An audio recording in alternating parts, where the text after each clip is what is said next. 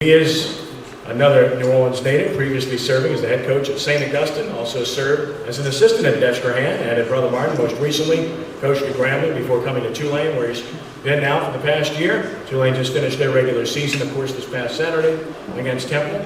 Now it's recruiting time. Please give a warm welcome to Coach Wayne Cordova of Tulane University. Coach.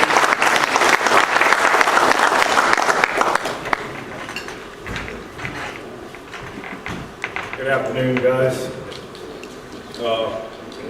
I remember as a head coach, like Mr. Trahan said, I was head coach at St. Augustine.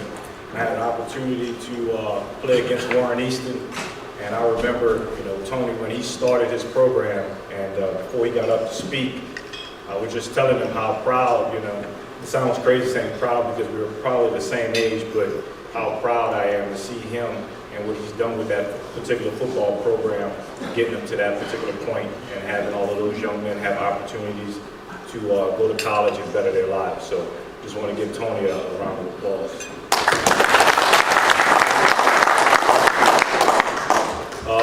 Next, just want to tell the quarterback club, thank you guys. Tell Coach Johnson, thank you for allowing me to have the opportunity to come here to speak to you guys today. Mr. Trahan, for making sure that high school, football, college, and our beloved Saints are always showcased throughout the community. But just to give you guys what I like to call the State of the Union about the Tulane football program, it's a bittersweet time over there at the Wilson Center.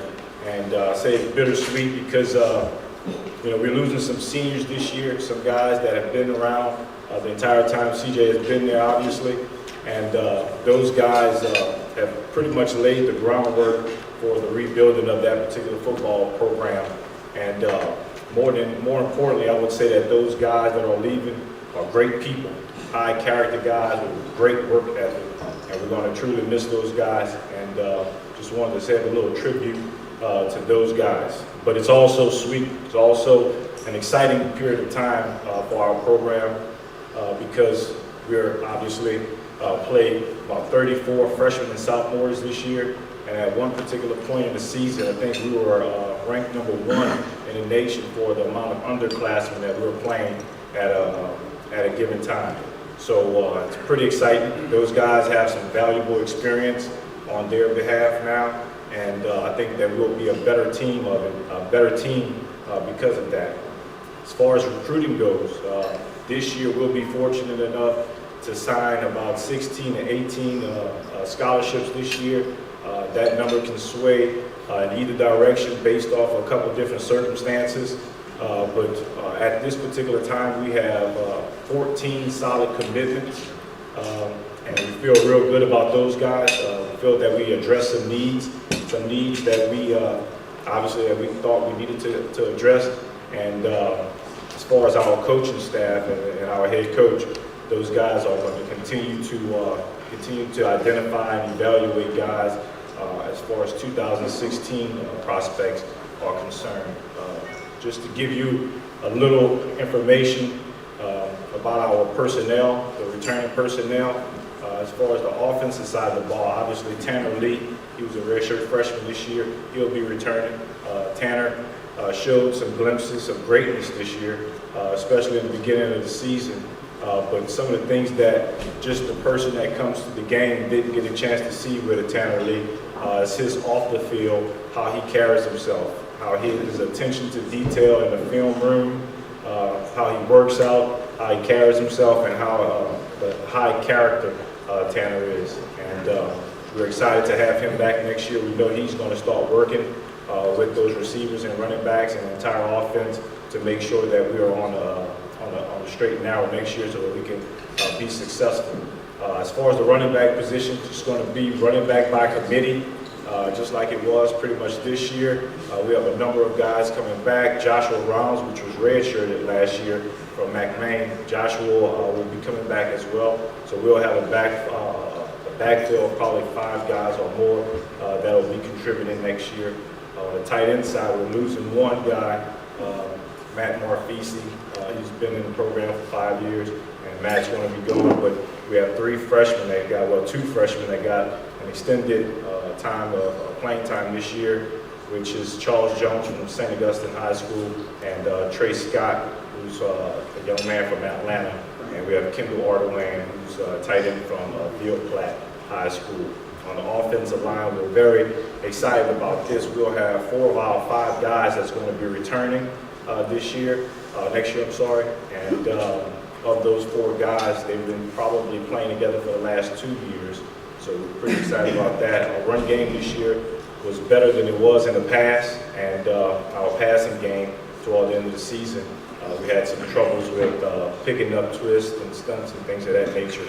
So those guys have that experience now, and they'll be able to take that with them next year and do a great job. On the defensive side of the ball, I'll start with the defensive line. Our defensive line will have only 1 guy that's going to be leaving. That's Tyler Gilbert from John Curtis, and Tyler should have an opportunity to play on the next level. But we'll have three returning starters on our defensive line, which will be Royce LaFrance, Tanzel Smart, and another young man that comes from the local area. Sean Wilson comes from South Platte. And with those 3 guys having a lot of playing time last year, this past year, we are looking for great things out of those guys. At linebacker, you all know Nico Marley. Nico flies around and make things happen, especially for a small guy like he is. He's been a leader for the last 2 years, and we expect a lot out of him. But we have some young freshmen that's going to be playing linebacker as well that we're pretty excited about. One of the guys is Rajon Marbley from Destrehan High School. Another is Zach. Zach comes from Holy Cross, and Renee Flory from McDonough 35. And defensive backfield, we're very, very excited about the defensive back. One of the defensive back, however, Lorenzo Doss, he's going to have to make a decision in the near future whether he's going to take his talents to the next level or if he's going to come back. And obviously, we have selfish reasons why we want Lorenzo to stay. But if he stays, we'll obviously be a better backfield. But we had a pleasant surprise this past year with Mr. Perry Nickerson, number 17, and I'll be remiss to give him all the props that he deserves. I got on him a lot, just kind of kidding with him. But Perry had about 5 or 6 interceptions this past year, and I'm sure he's going to probably make some of those postseason honors or postseason reward list and preseasons for next year. But missing people that's going to be leaving is going to be Sam Schofield. Sam was a 2-year academic All-American, and we'll also be missing Brandon LeBeau, who's from McElvain High School as well, and Darian Monroe, who's been Mr. Steady.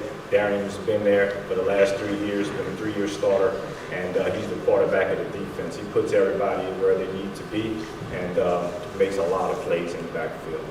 Special team-wise, as far as our long snapper, our punter, and our kicker, everybody's returning, and we are going to be recruiting someone on that side of the field as well.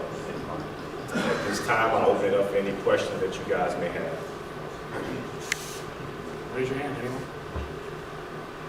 Thank you.